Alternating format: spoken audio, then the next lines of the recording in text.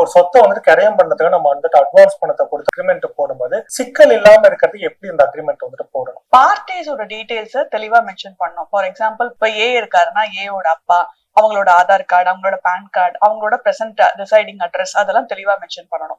Schedule of property, அதாவது எந்த ப்ராப்பர்ட்டிக்காக நீங்க அக்ரிமெண்ட் யூஸ் பண்றீங்களோ இல்ல சேல் டீட் போடுறீங்களோ இல்ல எந்த டீட் ஆஃப் கன்வென்சிங் நீங்க ரெடி பண்றீங்களோ அதுல ஷெட்யூல் ஆஃப் ப்ராப்பர்ட்டி தெளிவா எதுவுமே மிஸ் பண்ணாம, அதாவது எந்த வில்லேஜ், எந்த தாலுக்கு, எந்த டிஸ்ட்ரிக்ட், வில்லேஜ் நம்பர் என்ன, பட்டா நம்பர் என்ன, அந்த லேண்டோட எக்ஸ்டென்ட் எவ்வளோ, அந்த லேண்டோட சுத்தி இருக்கிற பவுண்டரிஸ் என்னென்ன, லீனியர் மெஷர்மெண்ட்ஸ் என்னென்ன அப்படின்னு எல்லாமே நீங்க தெளிவா மென்ஷன் பண்ணணும். அந்த லேண்டோட எக்ஸ்டென்ட் பட்டால எவ்வளவு இருக்கு, டாக்குமெண்ட்ல எவ்வளவு இருக்கு, நீங்க எவ்வளவுக்கு வாங்குறீங்க, இது எல்லாமே ஷெட்யூல் ஆஃப் ப்ராப்பர்ட்டில தெளிவா மென்ஷன் பண்ணிருக்கோம். அதுக்கப்புறம் நீங்க எவ்வளவு காசு கொடுக்குறீங்க, டோட்டல் ப்ராப்பர்ட்டி எவ்வளோ, மார்க்கெட் வேல்யூ எவ்வளோ, அதுல சேல் கன்சிடரேஷன் நீங்க எவ்வளவு பிக்ஸ் பண்ணிருக்கீங்க, அது நீங்க கொடுக்குற டோக்கன் அட்வான்ஸ் என்ன, டோக்கன் அட்வான்ஸ் கொடுத்த எந்த டேட்டுக்குள்ள நீங்க சேல் டீட் பண்ண போறீங்க, இல்ல அந்த சேல் டீடு பண்ண முடியல அப்படின்னா அதுக்கு என்ன ரெமெடி வைக்கிறீங்க, யாருக்கு என்ன ரைட்ஸ் அண்ட் லயபிலிட்டிஸ் இருக்கு அப்படிங்கறத நீங்க அக்ரிமெண்ட் போடும் போதே நீங்க தெளிவா பேசி டிசைட் பண்ணிக்க முடியும்.